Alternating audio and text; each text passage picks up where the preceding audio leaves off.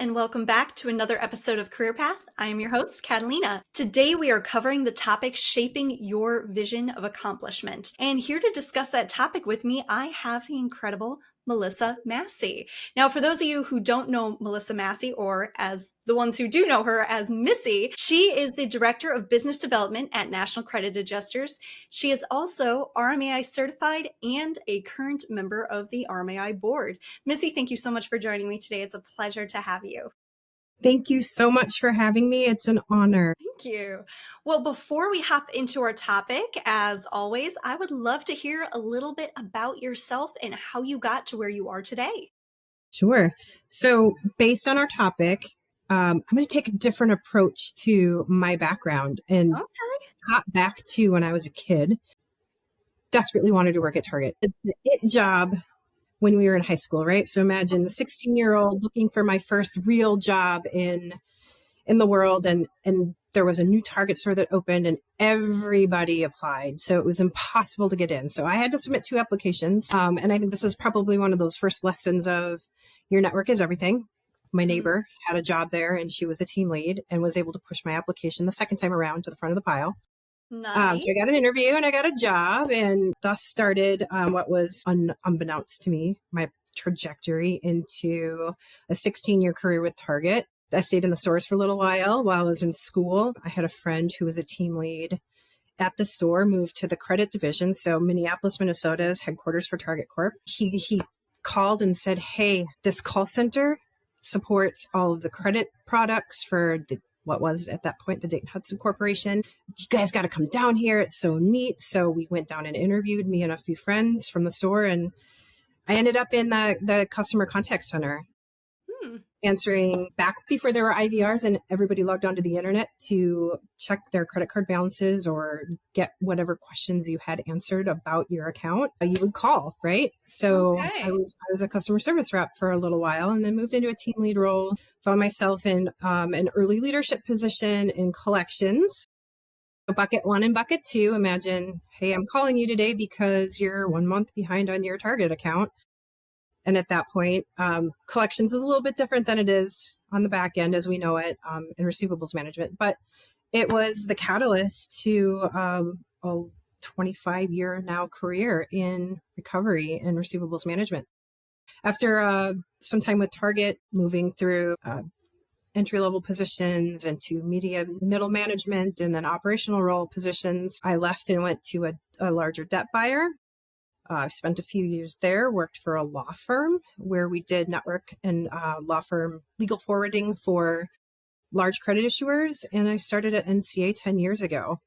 So it's been an interesting journey across quite a few states. But if I look back and say, okay, why did I end up in recovery? What was that move between, early stage delinquencies and agency management, law firm management? I wanted to travel. Why did you start working in recovery, Missy?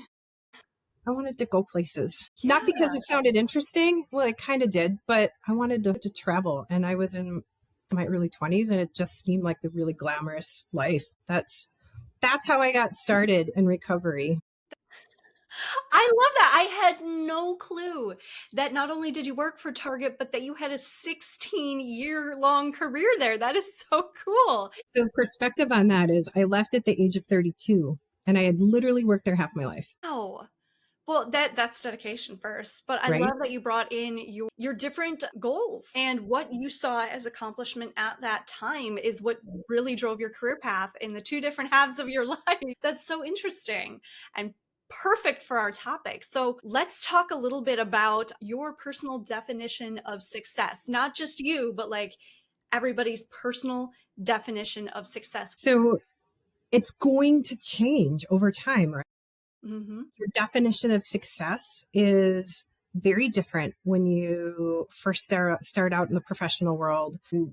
If you had asked me what my definition of success was at, say, 22 when I got started versus 32 when I made a very large life change versus today, and I'm not going to tell you my age today, but it's old enough.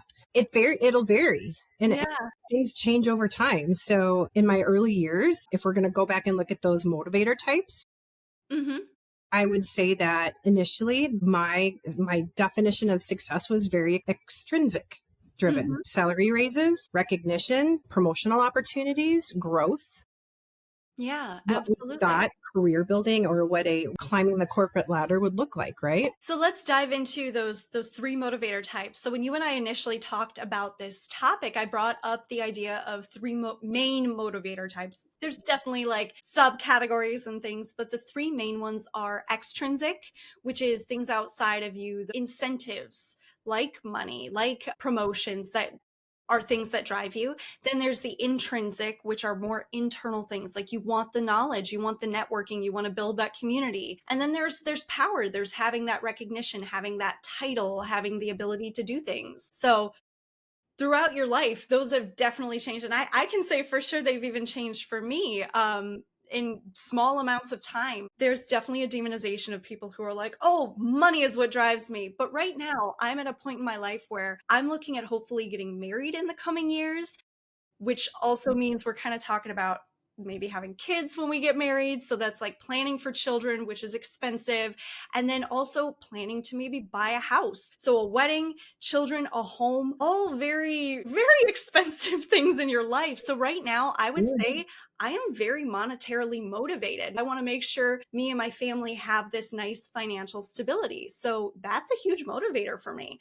But that also doesn't mean that that excludes me from the intrinsic or the other different values. I want to have the knowledge, I want to have recognition in different areas, but it is a primary motivator for me right now. You're building your future. Absolutely. Absolutely. So, how would you say societal pressures have affected you or could affect people within this? You covered a lot of them over the last 30 seconds, right? So I can't tell you how many times I was asked between marriage and probably the age of 40, when are you going to have kids? That's a huge societal pressure. Or just even uh, from a sense of comparison. Mm, I worked for a company that was large, right? A Fortune 50 company. What a great place to grow at a young age and learn, have tons of layers of management, mobility opportunities, training and professional development. But at the same time, it was very competitive. mhm. So societal pressures being, am I keeping up? Or, the folks that were my peers, where are they? Where am I? And let me tell you, comparison is the thief of all joy. Mm, Don't let that get you. But there's probably a million others that I've not covered. But for me, those two were probably the most present mhm. as I look back and think about how I took stock of where I was Mhm. at each step in Yeah. my career. Well, and there's so many societal pressures, even with like what industry you're in or what your role or your title is. Say you got that job at Target today, people might look at you differently, be like, "Oh, you only work at Target?" Like there's a lot of pressure to that. Whereas at that point in your life, you actually might be like, "I'm financially stable, and you know what? Working at this Target because my goals right now are to have more of a sense of community and to have more flexibility with my schedule to be with my kids." But people are judging you and putting that pressure on you just because of a title role or what industry you're in. And I mean, we can also even dip into the fact that our industry can be very villainized with our Sure. titles and so forth. Sure. I think that over time as well, as you take on different roles in your personal life, your personal motivations change. And it's not just what you're planning to be, it's what happens. And if I had seen what was coming from 22 to 32, I would have laughed, right? Mm, You told me, you're going to get a divorce, move across the country, start a new job with a new company that's half the size, less than half the size of the one that you're working for, and you're going to love it. And then in a few short years, you're going to take a supporting role in your family. mm, And that supporting role being, needing to have a position that maybe doesn't put me on the road as much and gives me the flexibility to be at home and allows me to help raise my stepdaughter and support my other half who runs a successful business, right? So I went from chasing my own career and trajectory to taking a back seat almost, mhm. still in a very present way. That shift if you don't see it coming or you're not prepared for it and you're ingrained in that intrinsic mindset, shifting to an intrinsic can be, I'll say difficult, but life altering. Yeah. Yeah, absolutely. I want to round the end of this big thought off with what you had brought up when we originally talked about this topic, because ultimately at the end of this, you want to think about what your legacy is. Hmm. So you talked a lot about how ultimately that is a big piece of your vision of accomplishment. It is. For a long time, it was keeping score, I'll say. It was what bullet points can I build my resume with? What were my accomplishments? How much revenue did I drive for the organization? And that's still important, right? Your individual contributions are still important. But I feel like over time, you focus more on the subjective than the objective. You're not focusing as much on the accolades and the resume builders, but thinking more about how you can make impacts that are not only measurable, but memorable. Who are the people that stood behind you that have gone on to build successful careers of their own? Mm-hmm. And that's really my true legacy is I know I've had meaningful impact on the lives of many people, and either through direct leadership or through mentorship, put them on a path to their own personal success.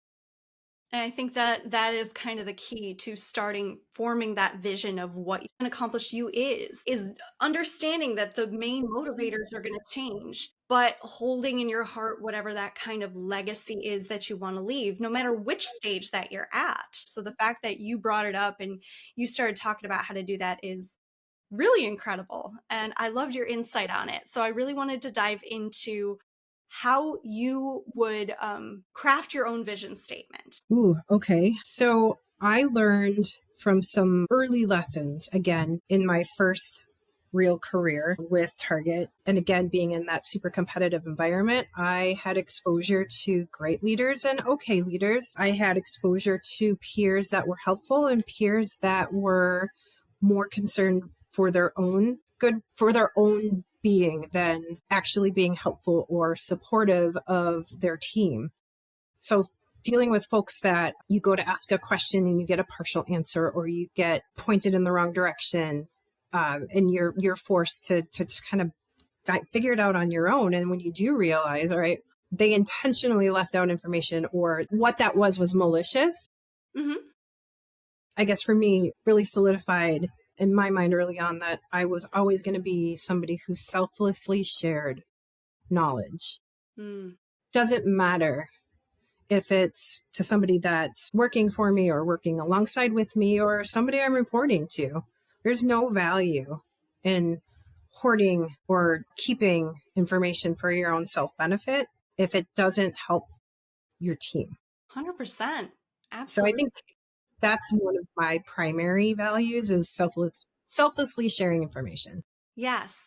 And you discovered that by observing your environment and seeing what people were doing and going, hey, this is who I want to be. Right. That's who I don't want to be, right? Or yeah, rather, good point. That's who I don't want to be, which is how you're able to craft who you do want to be. So that's a great way. Are there any other ways you would suggest people to go about crafting their own like vision statement or who they want to be, what kind of legacy they want to have? Really, when you think about leadership isn't a goal, but it's a way to get a goal accomplished, right? So again, working with a big variety of people over the years, I've learned that folks that are the most impactful are people that aren't afraid to get in and work and not just teach, but do. Mm-hmm. So I've never been afraid to get my hands dirty, right? If something needs fixed, let's figure it out. What's the objective? What are our goals? What's the deadlines? What can you take? What can I take? And let's dig in together So you craft your own vision statement by doing. by doing. By doing. Right? I And love I've it. always been that kind of person, right? I'm a learn by doing. I'm a very visual person. So I don't want to sit around and wait. I just want to get in and get things working. Love it. So, can we talk a little bit about setbacks and failure and how that works with your own personal sense of accomplishment? Sure. And I think setbacks and failure take a lot of self reflection. Mm. and self-realization. What you may not think of as a setback or a poor decision presents itself as a learning opportunity, maybe at a later time. But there's some career moves that I made that, although I know that they put me on the path to where I am today, Hmm. I wish I had asked more questions, understood the true scope of the position or the shape of the organization or the risks and the vulnerabilities. Is there longevity here? Does the person that's hiring me, is that somebody that seems to be a good fit, right? Hmm. Is their leadership style one that works well with how I operate? So there are times where, sure, I've taken leaps and put myself in places where, oh, looking back, I maybe would have made a different decision. But at the end of the day, I don't have regrets. And it's taught me a lot about how to push forward and So approach. overall, would you say that in those times of setback, it hurt your vision of you being accomplished, or that it more helped it because it sculpted what you didn't want to be, or that it kind of set you back, truthfully? So I wouldn't say setback. It definitely puts your mind in a place of self-doubt, Mm. right? If you question your capabilities and why you're there in the first place. Hmm. And I know you had a whole imposter syndrome conversation with one of my favorite people. So Yes. imposter syndrome is real. And if you're not supported, it certainly can bring on a whole level of mental challenges. Hmm. It'll really, imposter syndrome makes you question your whole purpose, right? Yeah, you bring up a really great point there, that there is a whole psychology behind achievement. And whether that's struggling to form your vision of accomplishment, or struggling to feel like you can do it, there's even further points where it can be affecting your psychology, like the imposter syndrome, or like maybe you achieve something, but you don't feel that sense of achievement, even though you hit those milestones, whether it's that self doubt, whether it's imposter syndrome. How do you combat that? You find something that in that role brings you joy. Just pick out the pieces that you're good at and that made a difference. You have to find the nuggets, right? Mm. And that helps. Knowing that you made an impact on some of the people that worked with you, or you were able to mentor somebody, or you were able to build a process that didn't exist before. It's just focusing on the positives and knowing that you were there for a reason, Yeah. right? And you did accomplish something. And it sounds like, based on what you're saying with the nuggets, recognizing how far you've already come. Maybe you don't feel accomplished because you're looking up at this peak of a mountain and you're like, "Ugh, I'm so far away." But if you look back, you've already trekked up more than half of the mountain. So by looking at those little nuggets, by like taking a look and taking stock at where you've been, can make a huge difference in that psychology of accomplishment. Or even to have somebody on your team look at you and say, this has been an incredibly challenging position. If you can get through this, you can do anything. Yeah. Just hearing affirmation from a coworker, right?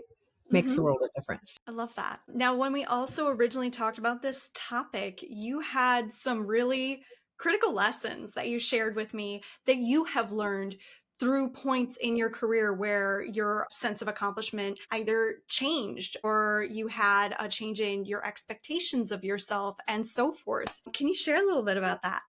Sure. I think early on I've learned that FOMO is real. True. Right. And again, in a competitive environment, if you're new in your position and you're not getting the glamorous projects, or, somebody gets to do something that looks like a lot of fun and you'd rather do that instead, well, learn that it's important to do your core job Mhm. and master the basics, right? Yes. Understand that you have to be good at what you were hired to do before you can take on the next. Yeah, don't bite off more than you can chew. That makes so Exactly. much sense. You have this expectation of success for yourself, but you might not be at that level yet. So taking stock of where you're at and mastering those basics Right. I love that. And then again, once you've proven yourself, right? Or you get to a point where you recognize that you're an expert, you'll probably find yourself in a place where you create your own projects. You find things to fix and you get to do more glamorous things, not because somebody asked you to do them, because you just found them and you're doing them yourself. Mm-hmm. And I think that that was another critical lesson is don't expect opportunities to be handed to you, right? Prove yourself, earn it. And you'll find that once you've really dug in and committed, you're gonna create your own opportunities. I love that. This is kind of silly side note, but like I love the idea of earning something because that to me, that's one of my biggest visions of accomplishment is actually earning something through hard work. And there's always been a small part of me that like, you know, you buy a lottery ticket here or there, and there's even a small part of me that's like, I don't want it. Because if I win it, I never earned it. I would much rather become rich, successful, da, da, da, because I put in really hard work, not because I happen to get a number drawn out of a bowl. There's this whole sense of accomplishment that comes from really working for something and proving yourself and earning it. There's even, do you know the actor Donald Sutherland, late great? He even said that when he was a very famous actor, that he never wanted to be handed a role. Even if they're like, oh, the role is yours, like we want you cast for this role. He's like, well, I would like to audition because I need to go in there and I need to show you what I can do and I need to earn this. So there is such a really great sense of accomplishment that comes with that. On top of that, I would say that if you have proven yourself, don't be afraid to ask for something either. So, and I'll use my current role as an example. When I started with NCA, I was brought in for vendor management, which is what I had a long history and had built my career on agency management and specifically legal network management. And when I started, that's, you know, where I was thriving, and people quickly realized that I had knowledge in licensing and I could help projects and analysis with some of our compliance functions. And so I was pulled in a lot of different directions, eventually moved into a project manager role. And at the end of what I'll call a transitional phase for our company, I sat down and looked at our CEO and said, you're going to need somebody to manage acquisitions. And I've always wanted to do that, right? It's the one thing that I hadn't done. Mm-hmm. I'd been in vendor management. I'd managed people. I'd worked for the law firm. I'd worked for a debt buyer. I've kind of done a little bit of everything within our business, but I'd never managed purchasing for a receivables management company. And that was just in the back of my mind, I guess. I would say my personal sense of achievement, because subconsciously that was the end game for me, is that's the one thing I wanted to do that I hadn't been able to try. So I sat down with them and I said, you're going to need somebody to manage this for you. And here's how I can help you. And I think he kind of joked and kind of laughed it off. And 3 days later came back and kind of laid out we just had a conversation about how, you know, how I know the industry, and gave him some solid belief, we'll say, in leads. And it was just kind of well, maybe she can do it, right? Mm-hmm. So within a few weeks, I had a new job. But it wouldn't have happened had I not put my butt in the office and said, hey, I can do this. And let me show you how I can do this. I want to do this. And it happened. So here I am. It's taking those risks, taking the leap, and going for what you want. Exactly. Also, even if it's a small thing. So in short, there's motivator types that are part of what your vision of accomplishment can be. There is your ultimate legacy. And there is also small things you want along the way, whether it's the position, whether it's the title. There's a bunch of different things that ultimately form this vision of accomplishment, which can be complex and ever changing. 100%. So one last final thought. As you define your personal sense of accomplishment, think about what feels right to you. What accomplishment exists in your brain is going to be what makes you thrive and what gives you joy. It's not about what somebody else says it is or what you think it looks like. I remind myself of that constantly. Love it. Well, Missy, unfortunately, we are out of time, but it was such a pleasure to have you on. I loved hearing about your background and how your own vision of accomplishment has changed over time. This has been a really interesting conversation. Thank It was you. a lot of fun. Thank you so much. It's a good way to share my story in a different way. Love it. Well, to all of our listeners, thank you so much. If you don't know Missy, she's a great person to get to know. Highly recommend connecting. Otherwise, we look forward to seeing you in our next episode. Thanks.